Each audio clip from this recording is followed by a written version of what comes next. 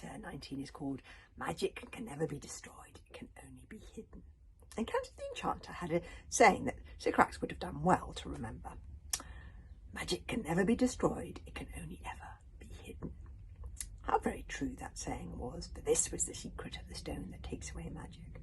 It was taking away magic for a reason. "What is that?" whispered Wish in absolute horror.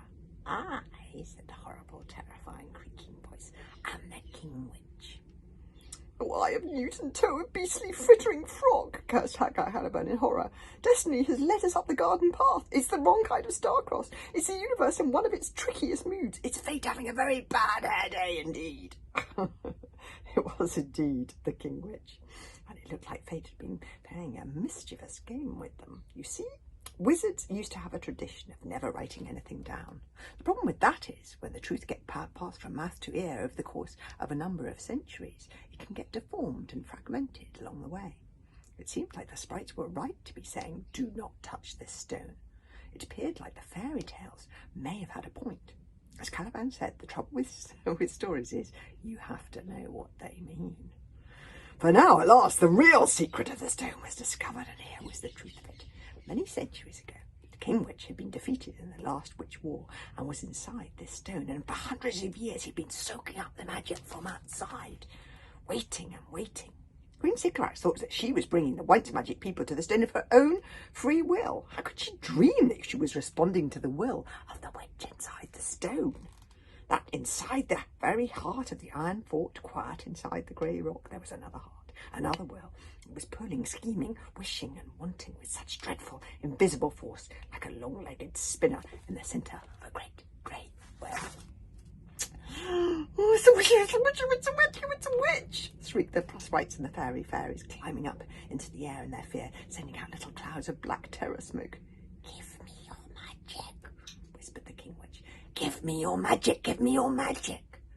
"There must be some mistake," pleaded Wish, forcing herself to look at the horror inside the stone. "I'm afraid I don't have any magic to give you. I'm not a wizard. I'm just a very ordinary warrior princess. Please let me go." "Oh, but you do have magic," replied the voice of the King Witch. "Trust me. I know magic when I feel it, and the magic that you have isn't ordinary at all. It's a very special kind of magic, a magic that I've been waiting for a long, long time. The kind of magic that works on iron." "Oh, my goodness! Get me off this stone!" yelled Wish at the top of her voice. Pandemonium in the Chamber of Magic Removal. Bodkin and Zahra hauled at Wish's fingers, but her hands would not budge. "It can't be true," wept Wish. "I'm a warrior. Warriors can't be magic. It's impossible." But there's no such thing as impossible, only improbable. And the moment that the King Witch had said those words, every single person in the room knew it must be true. It explained everything. It explained why Wish had been feeling a little different and peculiar lately. For the last couple of months, plenty of odd things had been happening to her. Needles wriggling to life in her hands.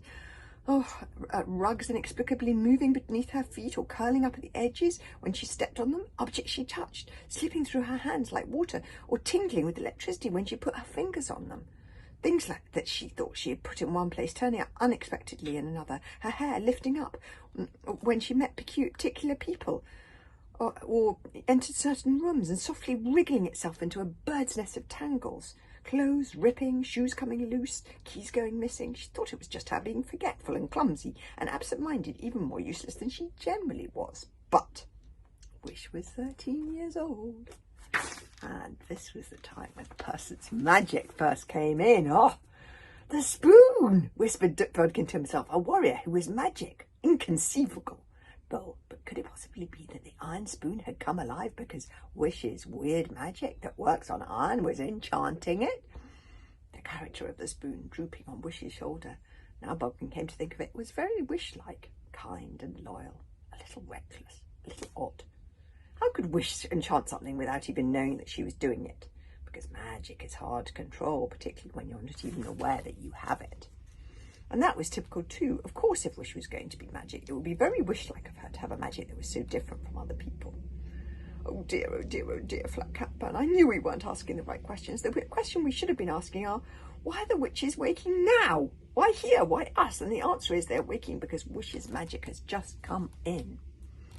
Caliban was right. There are no coincidences.